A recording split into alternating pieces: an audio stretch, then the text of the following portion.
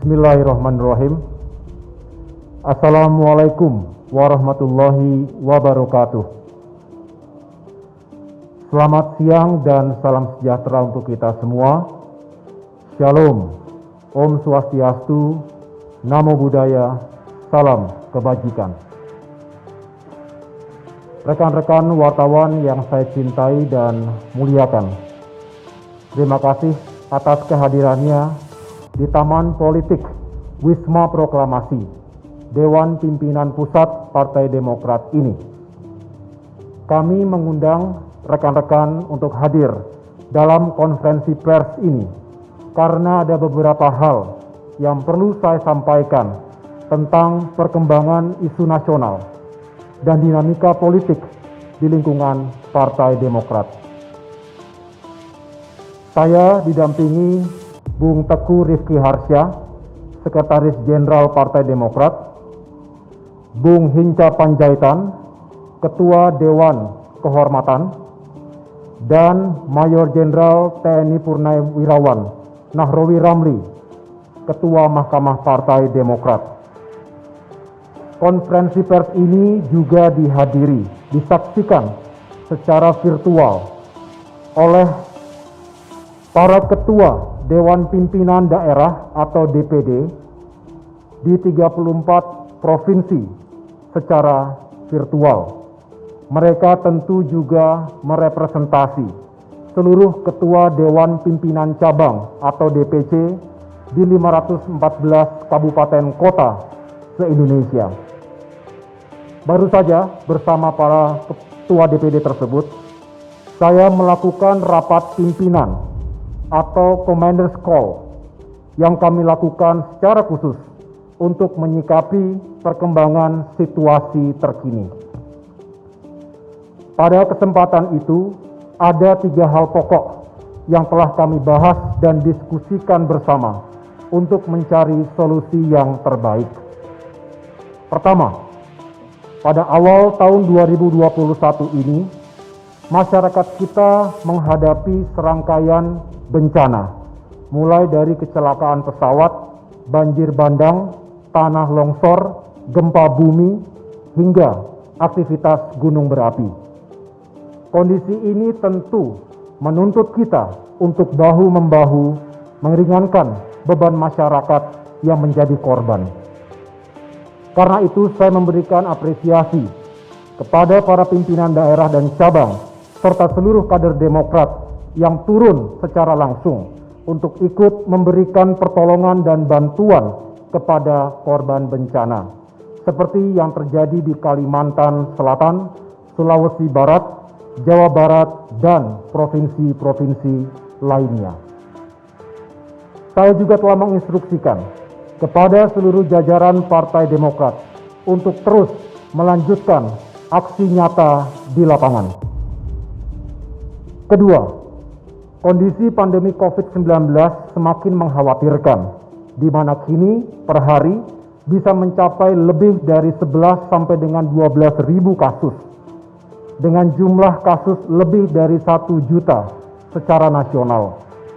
Sementara hospital occupancy rate atau ketersediaan rumah sakit di sejumlah daerah sudah mencapai 80%. Untuk itu, kami mendorong seluruh kader dan masyarakat agar senantiasa meningkatkan kesadaran menjalankan protokol COVID-19, khususnya disiplin menjalankan perilaku 3M, menjaga jarak, memakai masker, dan mencuci tangan.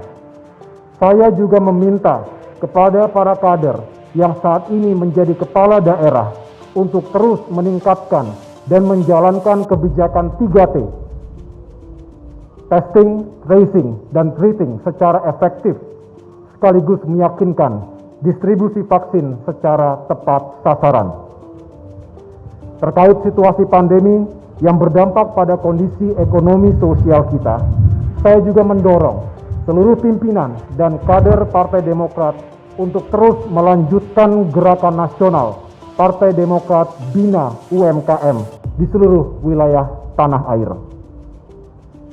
Dan teman-teman wartawan, agenda ketiga dalam Commander's Call tadi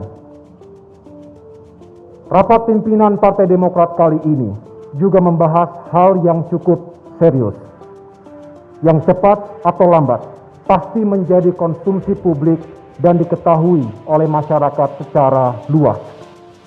Kami memandang perlu dan penting untuk memberikan penjelasan secara resmi tentang duduk perkara yang sebenarnya, yaitu tentang adanya gerakan politik yang mengarah pada upaya pengambil alihan kepemimpinan Partai Demokrat secara paksa yang tentu mengancam kedaulatan dan eksistensi Partai Demokrat. Menurut kesaksian dan testimoni banyak pihak yang kami dapatkan, gerakan ini melibatkan pejabat penting pemerintahan yang secara fungsional berada di dalam lingkar kekuasaan terdekat dengan Presiden Joko Widodo. Lebih lanjut, gerakan ini juga dikatakan sudah mendapatkan dukungan dari sejumlah menteri dan pejabat penting di pemerintahan Presiden Joko Widodo. Tentunya, kami tidak mudah percaya dan tetap mengedepankan azas praduga tak bersalah, presumption of innocence, dalam permasalahan ini.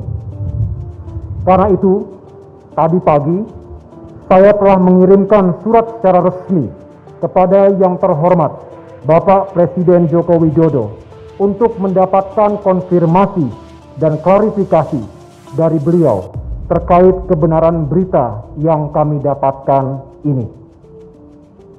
Sehubungan dengan hal itu, saya akan menyampaikan penjelasan tentang gerakan politik yang bertujuan mengambil alih kekuasaan pimpinan Partai Demokrat secara inkonstitusional tersebut.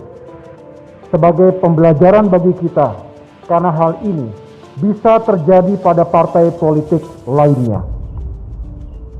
10 hari yang lalu, kami menerima laporan dan aduan dari banyak pimpinan dan kader Partai Demokrat, baik pusat, daerah, maupun cabang, tentang adanya gerakan dan manuver politik oleh segelintir kader dan mantan kader Demokrat, serta melibatkan pihak luar atau eksternal partai yang dilakukan secara sistematis.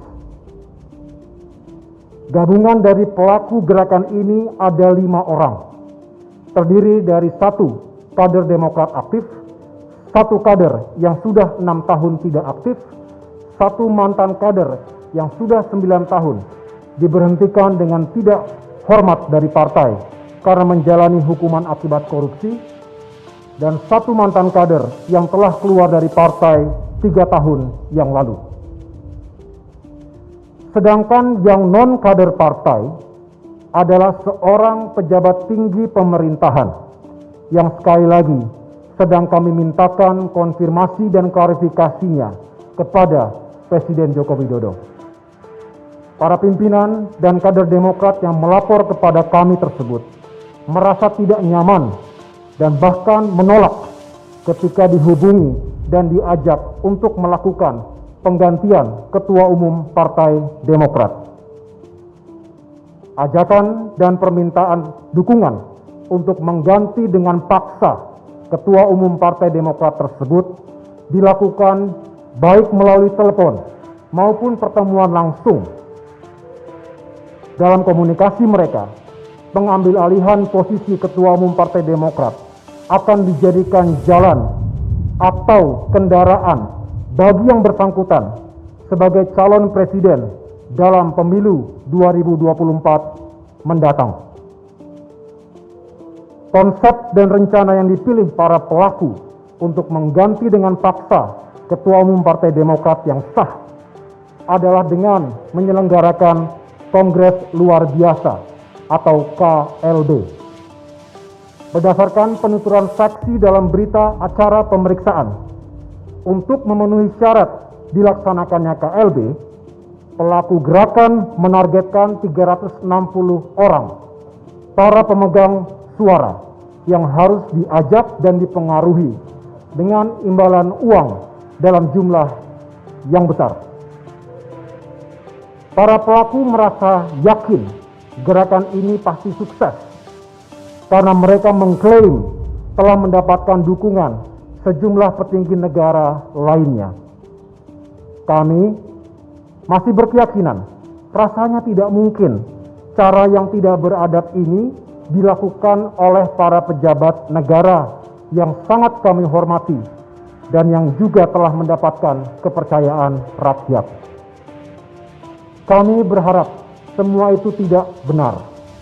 Tetapi kesaksian dan testimoni para kader Partai Demokrat yang dihubungi dan diajak bicara oleh para pelaku gerakan tersebut memang menyebutkan hal-hal demikian.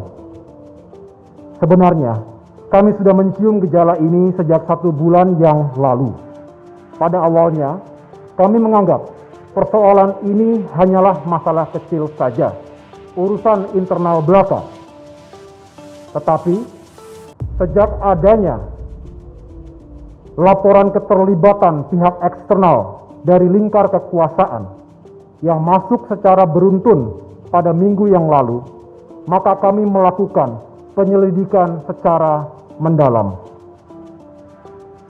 Awalnya kami tidak begitu saja percaya ketika para pelapor menyebut nama tokoh yang berencana untuk mengambil alih kepemimpinan Partai Demokrat itu, mengingat posisi yang sedang ia emban saat ini dan faktor latar belakangnya. Tetapi, lebih dari 8 saksi mengatakan telah bertemu langsung dengan pejabat pemerintahan itu dan mendengar secara langsung pula rencana-rencana seperti yang telah saya sampaikan sebelumnya. Dengan tengah dilaksanakannya gerakan untuk pengambil alihan secara paksa kepemimpinan Partai Demokrat tersebut, kami tentu akan mempertahankan kedaulatan dan kehormatan partai kami. Kami yakin tidak ada satupun pemimpin partai politik yang rela diambil alih kekuasaannya secara inkonstitusional oleh pihak manapun. Dalam upaya mempertahankan apa yang kami miliki tersebut, akan kami tempuh dengan mengindahkan konstitusi dan undang-undang, peranata hukum, serta ikhtiar politik yang bertumpu pada nilai-nilai keadilan, moral, dan etika. Tentu kami akan bersikap tegas. Namun insya Allah, Partai Demokrat akan tetap konsisten menggunakan cara-cara yang damai dan berkeadaban, bukan kekerasan dan kegaduhan sosial yang mungkin saja akan mengganggu situasi nasional yang tengah menghadapi tantangan pandemi COVID-19 dan krisis ekonomi dewasa ini. Secara internal, Dewan Kehormatan dan Mahkamah Partai Demokrat tengah bekerja melalui mekanisme dan proses yang diatur oleh konstitusi partai atau AD dan ART untuk menindaklanjuti laporan atas gerakan ini sehingga segala sesuatunya dapat kami pertanggungjawabkan. Bersama dengan itu, kami juga telah mengkonsolidasikan partai kami yang tengah menghadapi ancaman serius ini.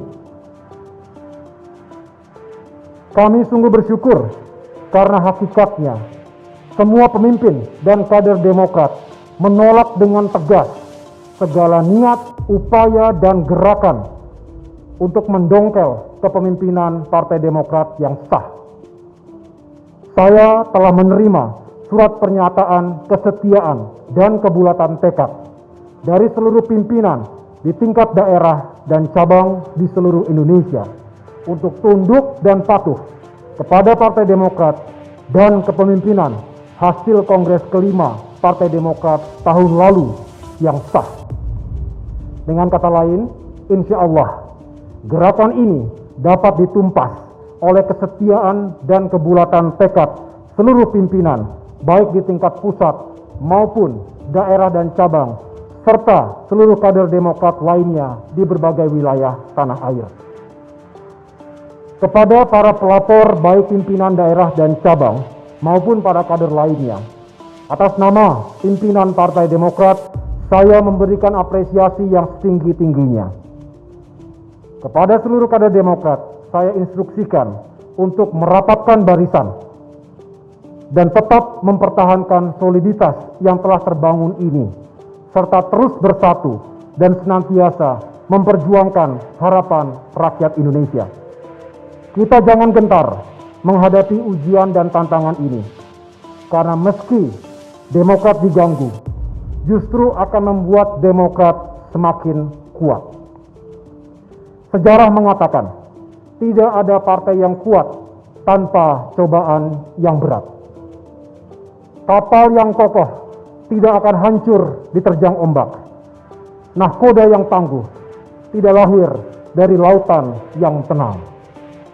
Rekan-rekan wartawan yang saya hormati dan muliakan, saya masih ingat di tempat ini pada tanggal 15 Februari 2017, saya memberikan pernyataan pengakuan kekalahan dalam kontestasi Pilkada DKI Jakarta. Sekaligus saya sampaikan ucapan selamat kepada para pemenang. Pernyataan itu saya lakukan secara sadar untuk melatih diri berjiwa kesatria, sebagaimana yang telah ditanamkan oleh orang tua, keluarga, para pengasuh, para pembina, dan para senior. Mulai sejak kecil hingga masuk di lingkungan SMA Taruna Nusantara, Akademi Militer, dan mengabdi di jajaran TNI, bahkan hingga saya memasuki pengabdian di dunia politik. Saya masih ingat pesan terakhir dari para senior saya sebelum saya bergabung ke politik. Mereka mengatakan, "Gus, kualitas seorang perwira dimanapun ia berada, baik ketika aktif di militer maupun di masa purna tugas, bukan ditentukan oleh pangkat dan jabatan, tetapi oleh karakter dan etika keperwiraan serta sifat-sifat kekesatriaannya."